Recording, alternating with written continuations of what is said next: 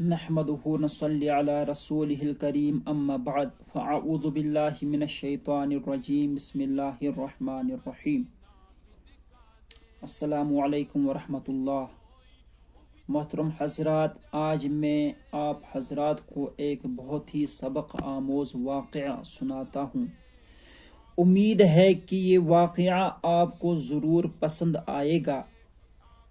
چنانچہ ایک مشہور عارف تھے، وہ اپنی سادگی کے عالم میں پرانے اور بوسیدہ لباس کے ساتھ ایک دن اپنے علاقے کے تندورچی کی دکان پر گئے اور کہا، مجھے ایک روٹی دے دو۔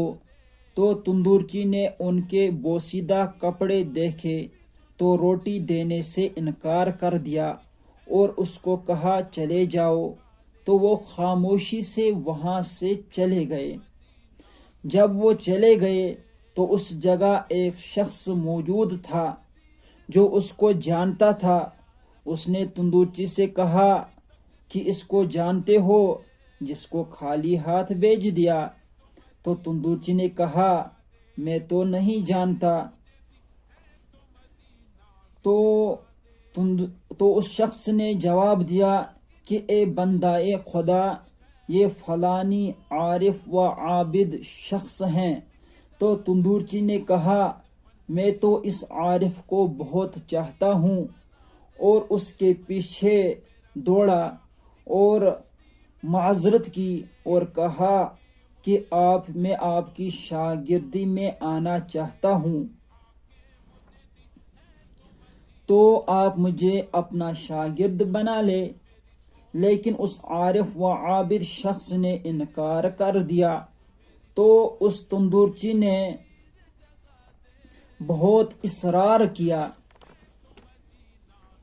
پھر کہا کہ اگر آپ مجھے اپنا شاگرد قبول کر لے تو میں اس آبادی کو آج شام کا کھانا دوں گا۔